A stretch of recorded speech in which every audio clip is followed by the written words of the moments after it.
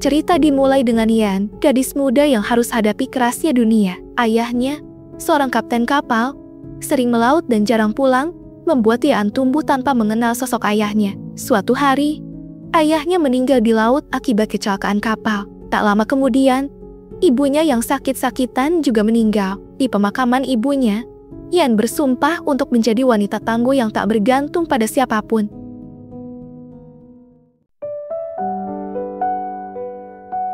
Waktu terus berlalu, kini Yan berusia 39 tahun dan menjadi pengacara sukses yang dikenal karena kehebatannya dalam menangani kasus-kasus korupsi. Banyak perusahaan besar menggunakan jasanya karena dia hebat dalam memecahkan masalah hukum yang rumit. Selama hidupnya, dia enggak pernah memikirkan pernikahan. Baginya konsep keluarga hanya membuat beban emosional dan kesedihan belaka. Saat itu, Yan sedang menangani kasus penyodran yang melibatkan seorang anak dari keluarga kaya raya sebagai tersangka. Dalam mediasi itu, ia menyarankan ibu korban untuk tidak melanjutkan tuntutan. Menurutnya, melawan keluarga terkaya di Korea hanya akan berujung kekalahan di pengadilan. Lebih buruk lagi, jika kasus ini tersebar, justru putrinya yang akan menanggung malu seumur hidup.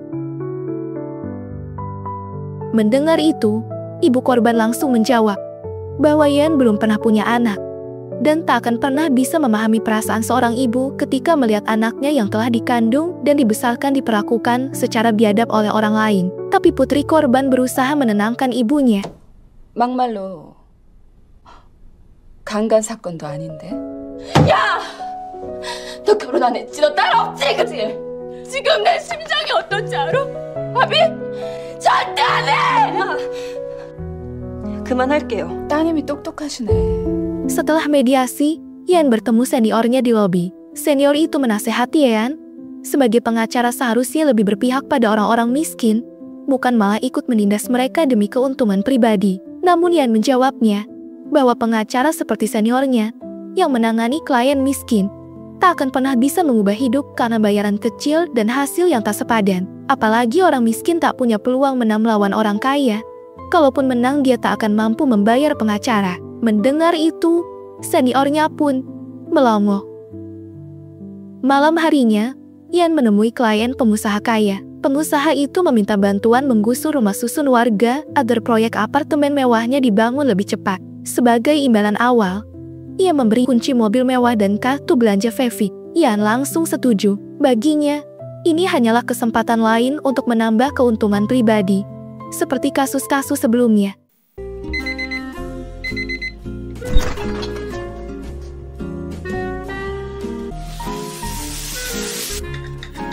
Selain cantik dan pintar, Yan punya masalah penglihatan. Penyakit itu diturunkan dari mendiang ibunya. Dan pada saat pulang kerja, dia kesulitan melihat karena jalanan yang gelap. Dia mencari kacamatanya, tapi takdir berkata lain. 무슨 길에 이렇게 가로등이 없어. 안경이.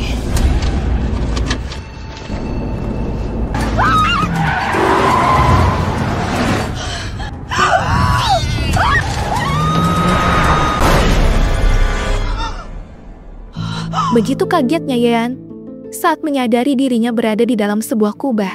Dia mengambil sebuah nomor dan mendekati seorang wanita. Wanita itu menanyakan nama dan tanggal lahirnya. Setelah dicek, ekspresinya berubah kaget. 저기요, 제가 왜 여기 있죠? 이건 또 뭐고요? 성함이 어떻게 되시죠? 이현우라고 하는데요. 생년월일은요? 76년 10월 23일이요. 저 잠시만 기다려주시겠어요? 일을 어떻게 처리하길래 본가로 올라갈 동안 저걸 캐치를 못해? 야, 강소희란 멀쩡한 여자가 한 달간 먼저 처리되는데, 여기가 중국이냐?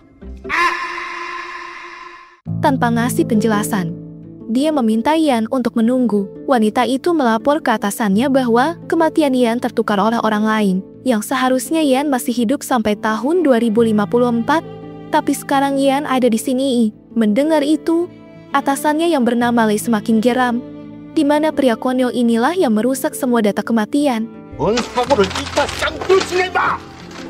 Lei kemudian memanggil Yan dan menjelaskan sebenarnya Yan sudah meninggal karena pria konyol itu salah nyabut nyawa. Mendengar itu, Yan pun panik, bingung, dan komplain.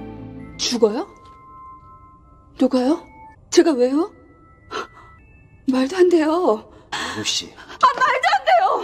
Lei memberikan solusi agar Yan bisa hidup lagi. Dia menjelaskan bahwa ada seorang wanita yang memilih untuk mengakhiri hidupnya lebih cepat. Padahal usianya masih tersisa 1 bulan lagi. Jadi, dia menawarkan kepada Yan untuk menggantikan posisi wanita itu. Jika Yan berhasil menjalani sisa hidupnya selama 1 bulan dengan baik, maka arwah Yan akan dikembalikan ke tubuh aslinya yang sedang koma di rumah sakit. Awalnya Yan komplain, tapi dia akhirnya setuju dan mulai berdiri untuk proses pindah alam. 원안에 서주세요. 화면에 손 올려놓으시고요. 한 달 후에 뵙겠습니다. 돌아온 건가? Begitu kagetnya Yan ini, dia berada dalam tubuh wanita yang kucel. Kaosnya bau, rambutnya gembel. Teriakan itu membuat seorang pria masuk ke kamarnya. Dia langsung kaget yang ternyata itu adalah suaminya yang bernama Kim Sung. 증거도 내 거지. 내 거 증거. 근데 편지 맞네. 아니 말고. Pas keluar kamar, dia dikejutkan dengan seorang gadis cantik bernama Hanel, yang ternyata itu adalah putrinya. Belum juga kagetnya hilang. Muncul benih satu lagi, dia bernama Haru. Seorang pengacara sukses seperti dirinya kini harus menjalani hidup sebagai ibu dari 2 anak kecil. 밥이요? 뭐야? 밥 안 했어? 저기요. Yan merasa frustrasi, dia berteriak, kenapa Lee nggak ngasih tahu kalau dia harus menjadi ibu rumah tangga. Haru keluar rumah, memberikan dompet ke ibunya. Ketika dia melihat identitas itu, dia kaget ternyata usianya lebih muda dari usia aslinya. 이거 엄마 거. 나? 34살? Yan mengantar Haru ke halte bus. Ketika dia mau pulang ke rumah, ibu-ibu komplek mengajaknya untuk pergi mencari kerja sampingan. Namun, selesai kerja bukannya langsung pulang. Mereka malah mengajaknya nongkrong di kafe. Di sini Yan semakin stres dan merasa mual karena obrolan mereka yang gak bermutu. Dia pun pergi ke toilet dan tiba-tiba Lei muncul di belakangnya. 갑자기 없던 남편이 생기고 애 둘 딸인 아줌마가 됐는데. 이젠 이용 신생이죠. 한 달 동안은. Dia yang udah gak tahan langsung memohon agar dikembalikan ke tubuh aslinya. Tapi Lei menolak, karena dia harus menjalani hidup ini sesuai kesepakatan. Daripada mengeluh, Lee meminta Yan untuk mencoba belajar bersyukur menerima keadaan ini sebulan aja. Dan lakukanlah yang terbaik walaupun itu pura-pura. Ada yang harus kamu bahagiakan sebelum kamu kembali. Mendengar itu, Yan pun pasrah.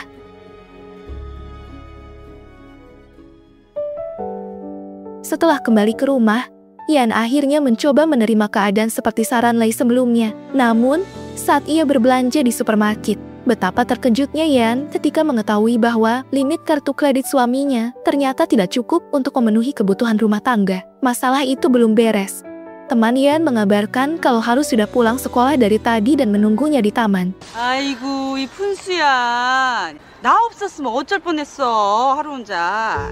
Ketika Kim dan Hano pulang ke rumah, mereka bingung melihat makan malam yang hanya terdiri dari daging tanpa nasi. Yan langsung nyuruh mereka duduk dan jangan banyak protes.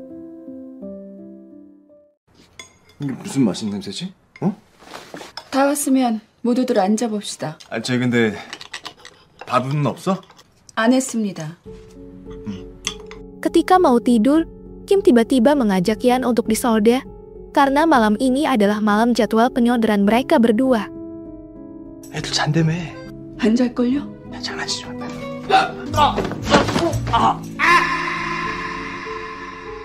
Keesokan harinya Kim Sung curhat ke temannya soal perubahan sikap Yan yang sulit dipahami. Temannya langsung curiga Yan mungkin punya selingkuhan. Tak lama setelah itu, atasannya yang bernama Kalpanax lewat. Kim Kun menghampirinya dan memperlihatkan rancangan proyek terbarunya. Sebuah inovasi peredam suara untuk kereta yang ia yakini bisa menjadi terobosan besar. Tapi, mukanya mendukung. Kalpanax malah nyuruh Kim buat fokus pada proyek trotoar saja. Meskipun sederhana, tapi itu lebih menguntungkan bagi perusahaan. Mendengar itu, Kim pun sangat kecewa. Di tempat lain, Yan terlihat nongkrong bersama ibu-ibu kompleks. Salah satu dari mereka memberitahu bahwa semua warga harus kompak menolak proyek pembangunan apartemen mewah yang akan menggusur rumah susun mereka. Mendengar itu, Yan langsung teringat bahwa di kehidupannya yang lama, dia justru bekerja untuk klien kaya yang ingin membangun apartemen tersebut. Yan pun pulang ke rumah aslinya untuk mengambil berkas proyek. Setelah menemukannya, tapi tiba-tiba teringat pada kartu belanja yang pernah diberikan kliennya. Tergoda untuk memanjakan diri, Yan mampir ke mall dan membeli baju serta tas mahal. Namun, saat hendak membayar, kasir menaruh curiga karena nama Yan tak sesuai dengan nama yang tertera di kartu. Di sisi lain, Hano bertemu kakak kelasnya bernama Gyung yang terkenal ganteng dan kaya. Ini adalah pertama kalinya mereka berkenalan, dan pertemuan itu membuat hati Hano berbunga-bunga. Sementara di rumah, Haru memberikan vitamin untuk ibunya. Dia merasa sikap ibunya aneh mungkin karena kurang vitamin. 아, 깜짝이야. 비타민. 나 신 거 싫어하는데. 아, 빨리. 아우, 싫어. 그래도 꼬맹이가 제일 낫네. Singkat cerita, Kim Sung ngajak Yan bicara soal kejadian semalam. Dia nuduh Yan selingkuh cuma karena Yan nolak ajakannya. Yan yang males ribut memilih diam, tapi sikapnya justru bikin Kim Sung makin jengkel sampai akhirnya ngambek dan masuk kamar. Situasi yang lagi panas, tiba-tiba Hanel pulang sekolah dan meminta dimasakin makanan. Merasa sikap anaknya yang kurang waras, Yeon pun emosi. Di tengah keributan itu, Kim keluar sambil membawa barang belanjaan mahal. Dia bertanya dari mana Yeon mendapatkan semua ini. Dia pun yakin Yeon pasti punya selingkuhan. Suasana semakin panas saat polisi datang ke sana dan meminta Yeon ikut ke kantor. Di sana mereka diinterogasi soal kartu belanja yang ternyata bukan atas namanya. Polisi mengatakan bahwa tidak mungkin wanita kucel seperti Yeon memiliki kartu. Mendengar itu, Kim pun langsung mengeluarkan jurusnya. 이런 추리한 아줌마랑 서울대 법대 출신의 강남 로펌에서 최고로 잘 나가는 A급 변호사랑 조합이 돼요? 이봐요. 그 경찰관 직무집행법 제3조 제2항. 저 우린 여기 수사에 도움을 주기 위해서 따른 거지 범죄자 취급받으려고 온 거 아니야? 우린 자발적인 의사로 동의해서 여기에 왔고. 뭐 제 말에 이의 있습니까? 없는데요. 없죠? 제가 서울대 법대 99학번입니다. 그 강서연 변호사 제 선배입니다. 네? 그 친한 선배라서 아내랑 자주 식사를 했고 뭐 요즘 내가 어렵다고 하니까 전 몰래 카드를 건넸던 것 같습니다. 내 말이 맞잖아, 얘기해봐. 맞아요. 감히 내 아내에게 추리한 아줌마라고 말한 거 사과들 하세요. 자, 그럼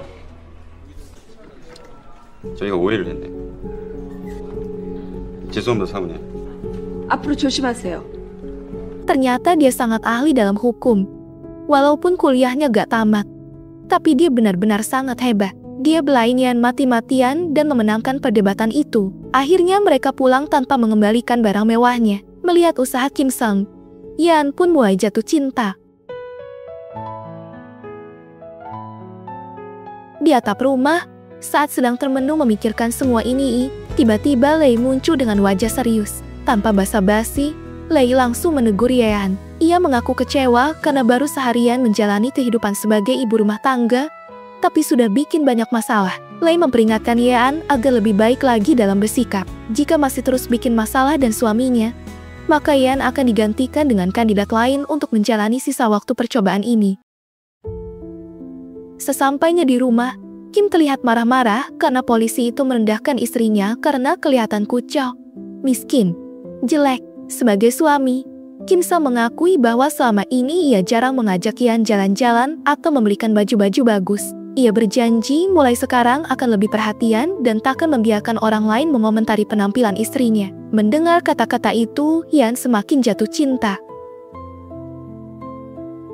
Keesokan harinya, Kim ngasih tahu kalau di kantor akan ada acara pesta, dan dia ingin Yeon ikut menemaninya. Yeon pun setuju, dan Kim sangat bahagia, karena selama ini istrinya selalu menolak setiap diajak ke acara pesta. Malam itu di pesta kantor, Kim Sung hampir tak percaya melihat Yeon tampil begitu memukau dan sangat cantik. Dengan bangga, ia mengenalkan istrinya kepada Pak Bupati. 안녕하세요. 이현우라고 합니다.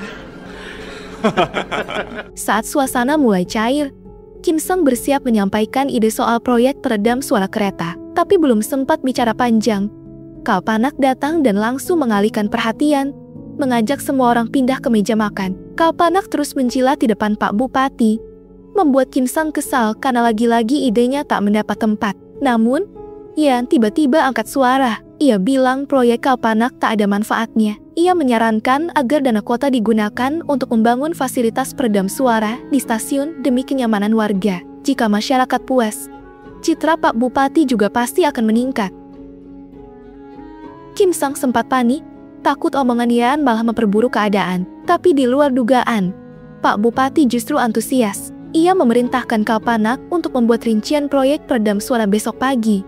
Akibat kejadian tadi, Kim dan Yan pun berantem. Saat itu, Kal Panak yang penuh murka datang dan langsung menghina Yan. Mendengar istrinya dihina, Kim pun emosi. 놈이나 년이나 경우 없이 대바라진 건 똑같네. 응?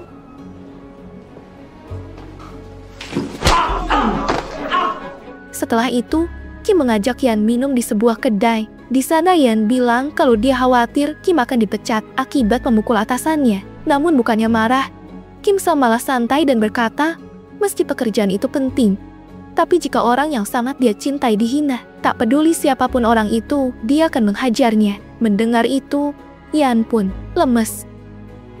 Walaupun sudah mulai jatuh cinta, Yan tetap memilih tidur bersama Haru. Di saat itu Haru memeluk ibunya dengan penuh manja, dan entah kenapa Yan merasa sangat sayang kepada Haru. Pagi harinya, sekarang Yan benar-benar lebih semangat dari sebelumnya. Dia memasak untuk keluarganya. 10,000원. 없는데? 쇼핑백 접어. 밤새 300장 접으면 9,000원 받아가겠네. Malam harinya, Yan menemani Haru bermain di pasar malam. Ketika Haru lari, dia terjatuh dan ditolong sama pedagang di sana. Tapi tiba-tiba Bu RT datang dan langsung marah-marah ke bapak itu. Ternyata bapak itu belum membayar sewa pasar selama 1 bulan. Karena nggak punya uang, bapak itu memohon untuk diberikan keringanan. Tapi Bu RT tetap angkuh dan mengusirnya di malam itu juga. Mendengar keributan itu, Yon pun datang dan membelasi bapak itu. Karena jiwa Yan adalah seorang pengacara terkenal, dia pun langsung membongkar kasus korupsi Bu RT di depan semua orang. Sambil menunjuk ke arah tower, Yan berkata bahwa selama ini Bu RT diam-diam menerima uang sewa senilai ribuan won per tahun. Uang itu seharusnya dibagikan kepada seluruh warga yang tinggal di sekitar tower. Ia lalu mengancam akan melaporkan Bu RT jika tidak segera meminta maaf. Melihat keberanian Yan, semua orang di pasar malam bertepuk tangan. Mereka tak menyangka bahwa seorang ibu rumah tangga seperti Yan ternyata memiliki pemahaman mendalam soal hukum. Keesokan paginya, Hanel selesai membantu pekerjaan rumah. Yan pun memberikan uang jajan seperti yang dijanjikan. Keno bilang kalau dia akan pulang telat karena ingin bermain sama teman-temannya. Sepulang sekolah, Hanel diajak ke rumah Gyung yang sangat mewah. Dari dulu Hanel punya cita-cita ingin menjadi artis. Gyung yang juga mengetahui cita-citanya, memberi harapan kalau dia bisa mewujudkan impian itu. Tapi belum juga ngobrol, Gyung tiba-tiba akan menciumnya. Di sana Hanel melihat ponsel yang merekam mereka berdua. Ia langsung sadar ini bukan pertemuan biasa. Dan benar saja, semua teman Gyung muncul dari persembunyian. Hanel mencoba kabur dan melawan. Tapi apa dah, dia hanya seorang gadis yang tidak memiliki kekuatan apapun. Dan disinilah dia akhirnya dilecehkan. Ketika pulang ke rumah, Yan kaget melihat Hanel yang tak biasa. Dia pun langsung masuk ke kamarnya dan bertanya apa yang terjadi. Ketika Yan lebih dekat, Yan terkejut melihat tubuh Hanel dipenuhi luka dan memar. Karena Hanel cuma bisa menangis, Yan tetap sabar menunggunya untuk tenang. Setelah suasana mereda, barulah Hanel mulai menceritakan kejadian yang dialaminya. Mendengar cerita itu, hati Yan pun hancur. Keesokan harinya, Yan dipertemukan dengan pengacara Gyun di ruang kepala sekolah. Pengacara itu terus berusaha mengintimidasi Yan. Ia menyebutkan bahwa kejadian kemarin hanya kesalahpahaman belaka, dan masalah ini tidak perlu lagi diperpanjang apalagi diviralkan. Sebagai permintaan maaf, pihak Gyung menawarkan sejumlah uang tutup mulut. Mendengar itu, jiwa Yan merasa terguncang. Dia minta izin untuk pergi ke toilet. Di toilet, dia menangis sejadinya. karena dia teringat betapa jahatnya dirinya ketika menjadi pengacara. Dia lebih membela orang kaya tanpa peduli betapa sakitnya hati seorang ibu melihat anaknya dilecehkan. Tak lama kemudian Heno masuk ke toilet dan berkata bahwa apa yang dikatakan pengacara itu benar. Lebih baik kita mengalah dan damai, menyadari kalau kita hanyalah orang miskin yang tak memiliki kekuatan apapun. Mendengar itu, Yan pun berkata, kata siapa orang miskin tak bisa melawan, sambil menggandeng tangan putrinya dan mengajaknya kembali ke ruang kepala sekolah. 가자.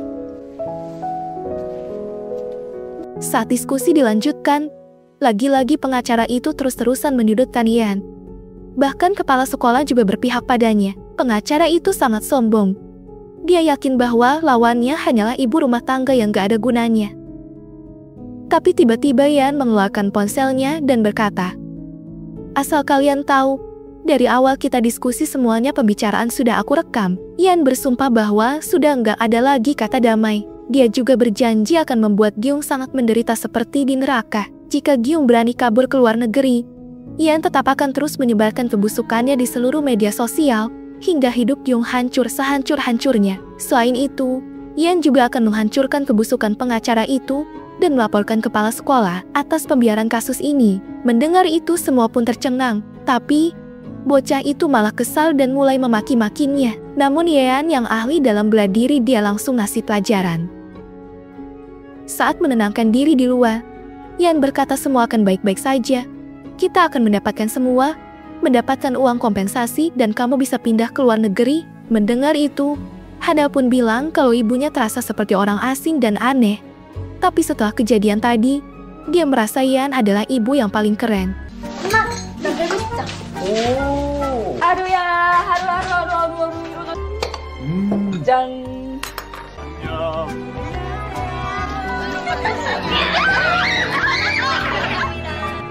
Esok paginya, ketika Yan lagi di atas balkon sambil melihat putrinya berangkat sekolah, tiba-tiba muncul Lei di belakangnya. Dia tersenyum dan bertanya, apakah Yan sudah menerima mereka sebagai keluarga? Waktunya tinggal 1 minggu lagi, dan kamu akan mati dengan cara kecelakaan mobil. Mendengar itu, Yan pun sedih dan ketakutan. Apa yang terjadi sama anak-anak lucunya jika kehilangan Yan dalam seminggu lagi? Bukankah itu terlalu brutal buat mereka? Lei pun menjawab, jika ingin mengurangi rasa sakit anak-anakmu, beri mereka banyak kasih sayang selagi ada waktu. Sementara di kantor, Kalpanak tiba-tiba memberikan surat pindah untuk Kim Sang. Enggak tanggung-tanggung, bulan depan dia akan dipindahkan ke kantor yang berada di luar negeri. Di sisi lain, Haru bingung mau beli minuman. Penjual itu bertanya kenapa cuma dilihatin aja. 괜찮니? Yean dan suaminya langsung pergi ke rumah sakit. Dari hasil pemeriksaan, dokter bilang kalau Haru menderita penyakit mata yang diturunkan ibunya. Kalau enggak segera dioperasi, Haru bisa mengalami buta permanen. Di atap rumah sakit, Yan bertanya pada Lee, kenapa Haru bisa menderita penyakit seperti dirinya? 어떻게 이래요? 이건 너무하잖아요. 뭐가 너무합니까? 난 시한부 엄마잖아요. 어떻게 나한테 그런 걸 물려받아요? 그야 하루 엄마니까요. 어떻게 내가 하루 엄마예요? 이호 씨. 살면서! 괜찮아.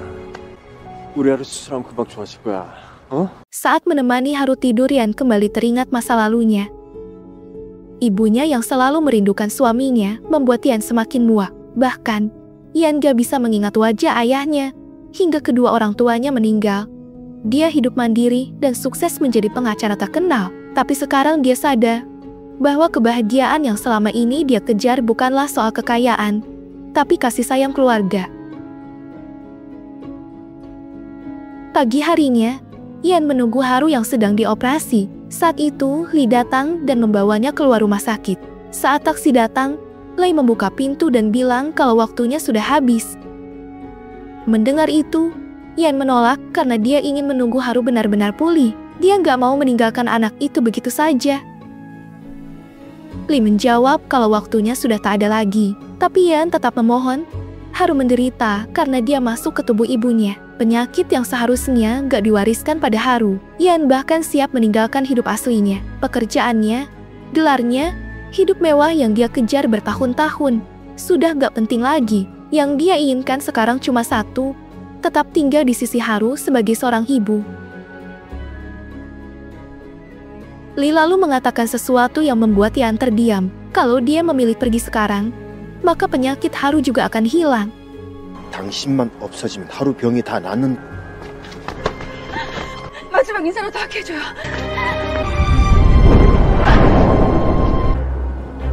제발요. 꼭 이렇게까지 해야 되겠습니까? 잠깐만 이거.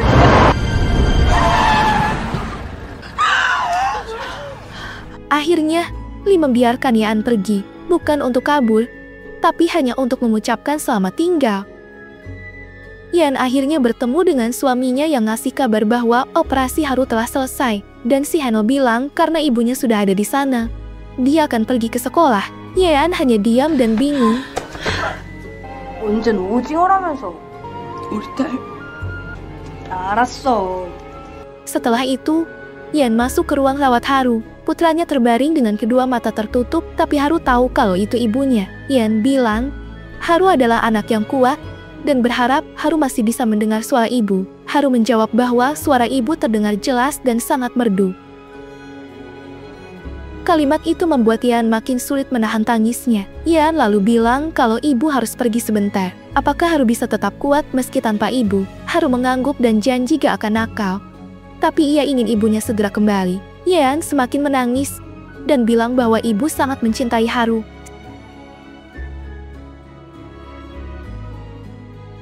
Setelah keluar, Yan bertemu suaminya. Kim menyuruh Yan untuk pergi mencari makan, tapi Yan duduk dan meminta sesuatu yang tak biasa. Ia ingin dipanggil sayang, sebuah permintaan yang dulu sempat ia tolak sendiri. Yan minta maaf karena telah meninggalkan banyak masalah. Kim sangat cemas mendengarnya dan bilang agar Yan jangan bicara seolah akan pergi selamanya. Yan meminta Kim menjaga Hanel dan Haru dengan baik. Mendengar itu, Kim menjawab pasti akan dia jaga. Tapi dia mengira Yan hanya akan pergi sebentar untuk mencari makan. Yan pun akhirnya pergi. Dan gak ada yang tahu, gak ada yang sadar kalau semua pesan Yan bukan untuk pergi makan, tapi untuk pergi selamanya.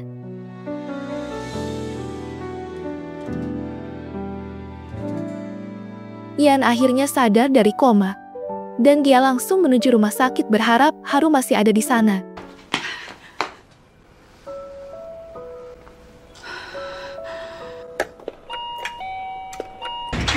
여보세요. 여기 하늘이네 집 아닌가요? 그런 사람 없어요.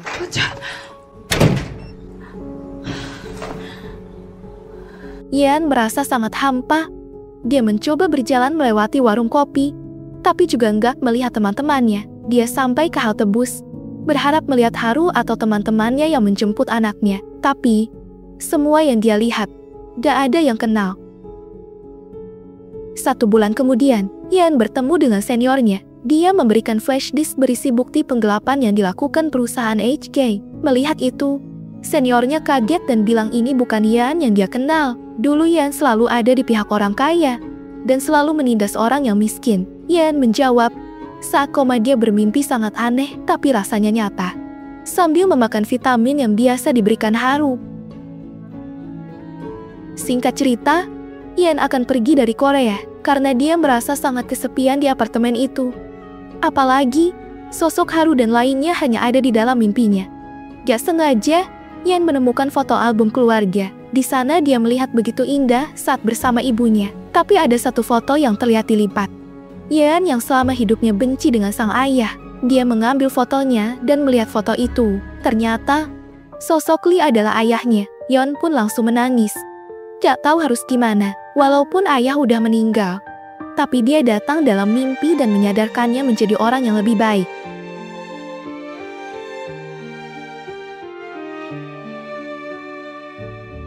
Singkat cerita, Yan berada di dalam pesawat. Tapi tiba-tiba dia terdiam ketika mendengar sesuatu. 하루야. 내 이름은 어떻게 알아요? Begitu terkejutnya Haru. Yan bisa tahu namanya. Setelah itu, datang juga Hanel dan Kim.